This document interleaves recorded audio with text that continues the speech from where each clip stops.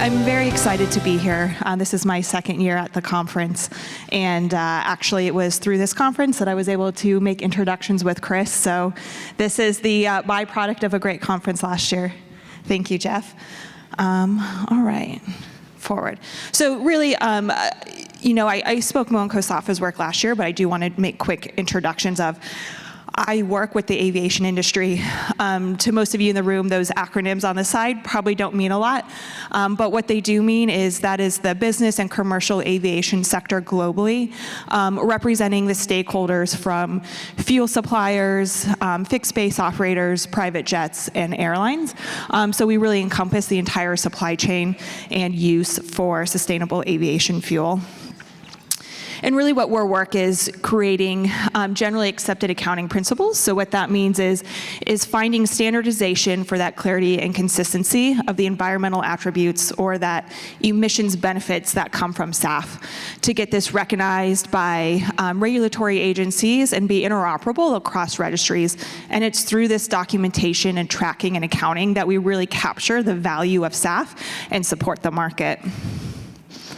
And so book and claim is a part of it. The reason why I have this slide up here is because this is just foundational knowledge for the conversation that Chris and I are going to have. So this is a key piece to understand the work that he has been doing to take part of this conversation. So what this is showing is that SAF is a drop-in fuel.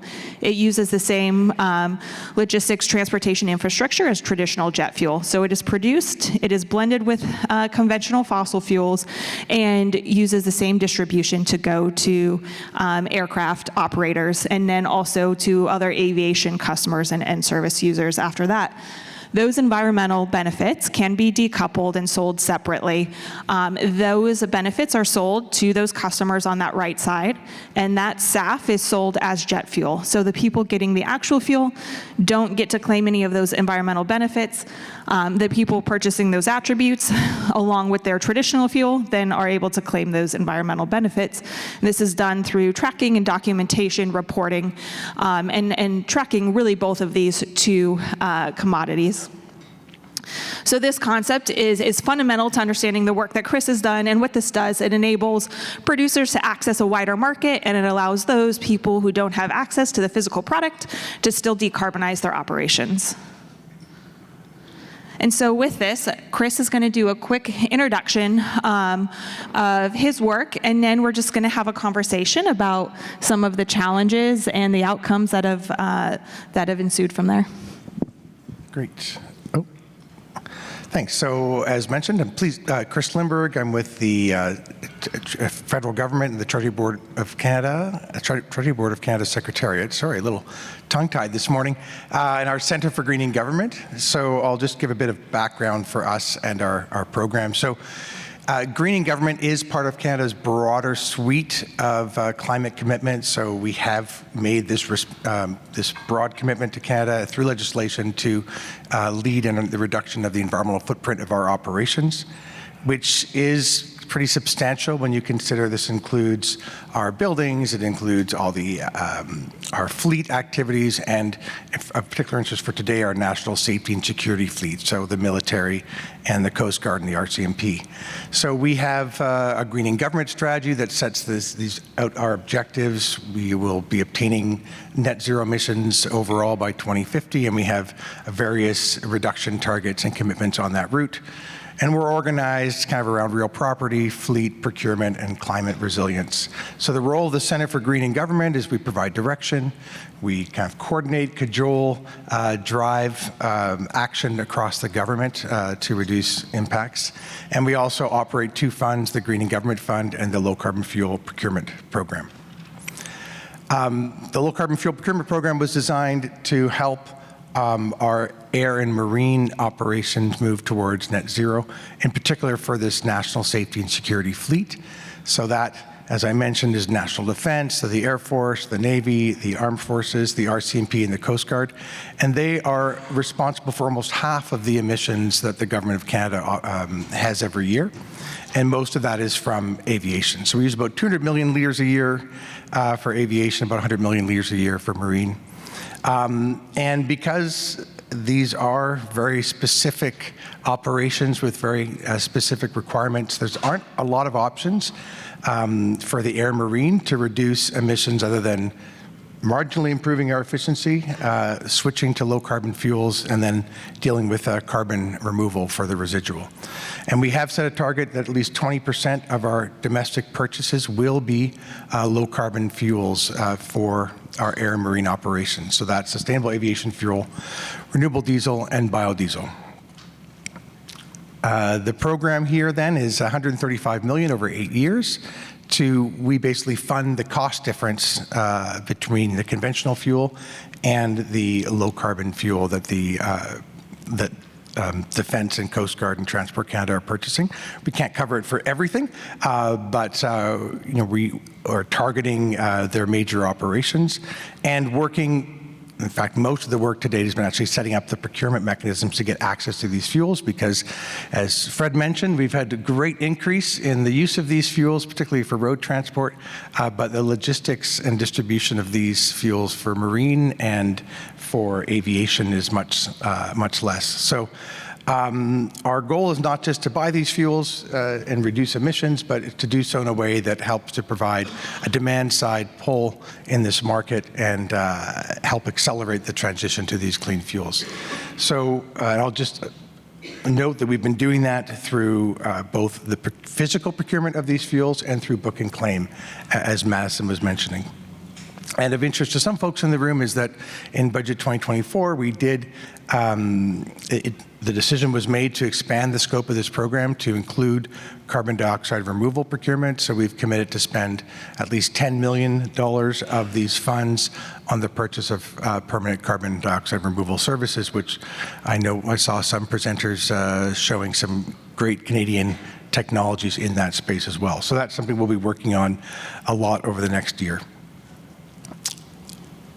So the reason we've had to, obviously our preference is to get the physical fuel into our vessels and aircraft. Obviously there's lots of reasons for that, but you have operator confidence and experience, and it's just much more tangible.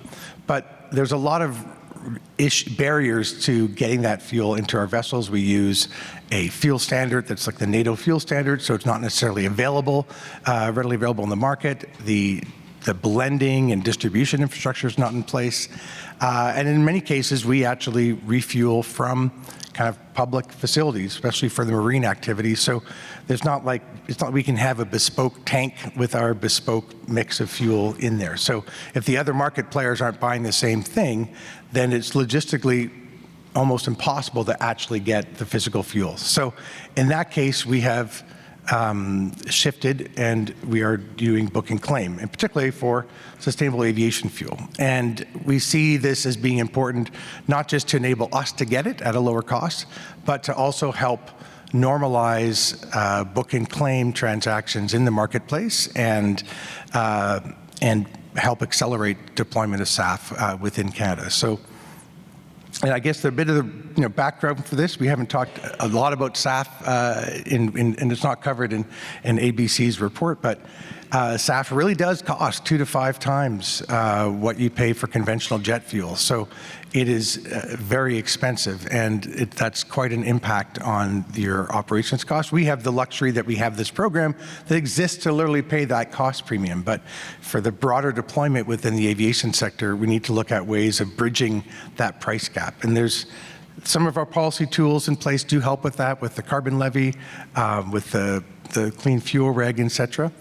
But there's still going to be a premium, and book and claim can enable that premium to be shared by end users like air travelers and freight consumers, and by the air operators themselves. So those are some of the reasons why we've kind of gone after book and claim for our procurement. And what we've done to date, and this is kind of, I think, the last slide. So we have been doing kind of book and claim for marine purchases. We've just now got our first true book and claim procurements out for aviation. We are, and everything we do, of course, is posted on Canada Buys. So we did award a contract for the provision of SAF for our Canadian Forces bases in Cold Lake, Alberta. In that scenario, what's happening is we'll be getting 6 million liters of our NATO standard fuel delivered to the base that doesn't have any SAF into it, and the supplier will be adding 6 million liters of SAF to the Vancouver airport. So, and we'll be claiming the environmental attributes of that. So the SAF is sold to the airport as ordinary fuel, and the environmental attributes are sold to us. So in that case, that's the same supplier providing both the conventional physical fuel and adding the SAF to the airport. We also just launched last week for an RFP just for the purchase of the environmental attributes of SAF as a standalone. So this is the first procurement for us of this nature, and had a lot of challenges to get it in place, which we can talk about in a bit. But this is to get the environmental attributes of up to 2.5 million liters of SAF, where we've set it up that the SAF has to meet a certain carbon intensity threshold. It has to be kind of registered by a group like the BC Low Carbon Fuel Standard or the Clean Fuels Reg, has to be added to a Canadian airport, so brought into Canada, and then the attributes have to be tracked in a registry that's audited and then assigned to us. And in this case, we're also able to stack that the SAF will generate the compliance credits, and most likely it'll go into Vancouver Airport as well, we expect here, since that's where there is a compliance regime for this. So they'll be able to claim the Clean Fuel Reg credits and the BC credits, and then sell it to us for us to claim under the voluntary market as operators under the GHG protocol. So that's what we've been doing. We are excited to have been working with CASAFA to help us understand how to move this book and claim forward, and excited to be working with many of the folks in this audience to help advance this sector and industry. All right. Thank you, Chris. This is actually truly exciting, seeing the government procuring SAF and helping support the market and push it forward. I wish this is not something we'll see in the U.S. market. We've got a little bit different restrictions on our jet fuel, unfortunately, but it's really exciting to see you guys doing this. That said, you and I have had numerous conversations over the last year, and I know it was not an easy process to get these RFPs out the door and now awarded. So, I'd just like to ask you what some of the challenges were in developing these RFPs, getting them launched, and then actually getting the SAF. Yeah, I think, so obviously one of the challenges is the fact that there's been no SAF coming into Canada until earlier this year, and getting any price information has been very challenging. And not only just getting any price information, but the lack of any price reference markers that really reflect the cost in the industry makes it challenging to do anything but ask for a fixed price. So that price information has made it challenging. The logistics have been particularly challenging because we do want this NATO spec, which has different requirements for how you blend the fuel.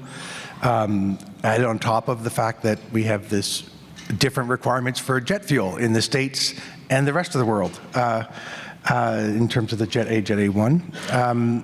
And then a big piece has just been we're doing this as a pure procurement, so getting all the players on board to understand what book and claim is, and the fact that it's an intangible product in a way that you're buying. It took us 3 months just to find a team within the procurement group that would accept that this fell under their responsibility to figure out how to work with us and to make it happen.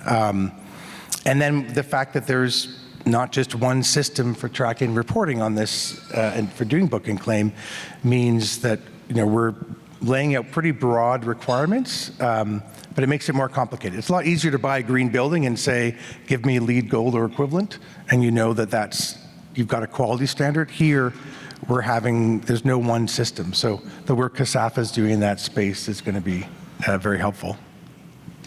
And, just one more question to kind of pull on this thread is, you mentioned in the previous slide the stacking. Has been implementing the clarity of that stacking within these RFPs and understanding that, have you had challenges along the way with the way these programs interact together in your procurement process? Yeah, I think that's like this whole overlap between compliance and compliance regulation requirements, and then the voluntary market, and SAF attributes. When you say I'm buying the environmental attributes of SAF, it kind of sounds like I'm buying an offset, and so people want to apply all the rules that you would use for an offset, one of which is additionality. You can't be, the fuel cannot be part of a regulatory requirement. But we're not buying an offset, we're buying an inset. We're actually literally paying for this fuel to be added to the airport and for the attributes to be assigned to us. So within that context and within the structure of the regulations that we have, it makes complete sense for the fuels to generate the regulatory credits as well. In fact, it's literally impossible for me to buy fuel that doesn't generate the credits. There's no way. In BC, I'd have to become a regulated party, I'd have to buy the credits, and then I'd have to hold on to those credits forever as an asset on my books and report every year until a future government decided to sell them, and the whole purpose of the program would have been defeated. So figuring out how that works and getting, I guess, some alignment both domestically and internationally around how corporations report on their purchases like this is very important. And I think we had that other slide in here too, the this whole stacking thing. Like there's I think a huge need and opportunity for airlines to implement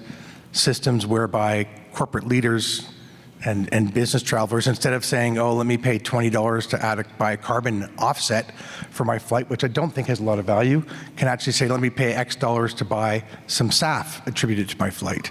I think, but to do that, you really need you need a robust, transparent system for allocating that, and we're not there yet, but it would Chris, be great to see that.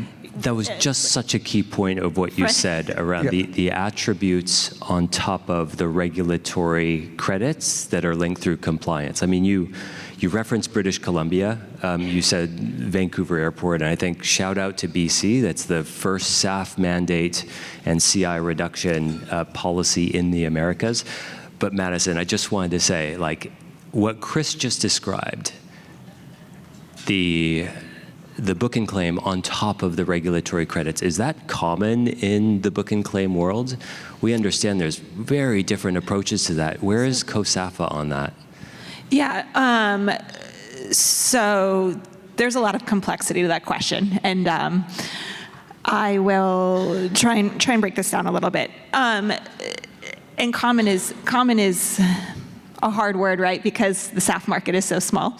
And what we're trying to make is common accounting and common understanding of that. Where COSAFA is on this is, Chris was right. SAF is an inset. It is not an offset. We can't just overlay a same set of market rules on it and expect it to operate the same, and then also have completely different prices for what you're buying there. And so there is a difference between incentives and mandates, and those words have very, very specific meanings, like a mandated blending volume of a physical SAF is a mandate, and those attributes cannot or should not be stacked. But a low carbon fuel or the CFR, so up here it's the Canadian fuel regulation or the BC LCFS. Outside of that mandated portion in the U.S., we have other LCFS programs. Those are incentive programs. Those are stackable. And so from COSAFA's perspective is, unless something is truly prohibited in this accounting, we should enable systems that allow the market rules to support that, because we do need to bridge this price gap. Understanding there will be players out there who want to purchase fuels that have not been incentivized in any way. They're going to cost a whole lot more, and that should be understood. But what really is the key piece is that standardized information that goes with that attribute that allows the customer to make that decision of, I know this fuel has participated in these other programs, has been incentivized, and therefore I'm still comfortable with that, or I am not comfortable with that. It's the transparency and the information of that package that really supports that. But truly, we need this program stacking to enable this market to have some support in actually purchasing this fuel. Without that, it's going to continue to be a boutique, bespoke product that it can't be afforded by everybody. Yeah, and even if you look at the prices and you stack up all the incentives, I mean, we're potentially looking at a total cost of up to $1,500 a ton, which really does not mesh with what I hear from producers in terms of how cheaply they can produce SAF. So there is, it's a new market, it's a tight supply, but those prices should come down, and I would just have to figure out, and that's, I guess, your job, Fred, is to figure out how to get those prices down within the next few weeks, or maybe if you can. That shouldn't be too hard. I mean, you're the incoming president, right? Actually, I hear incoming presidents can just make all sorts of declarations. But right here, I am the session chair, and my one job now is to keep us on time. So please join me in thanking our panelists, Madison, Carroll, and Chris Lindberg.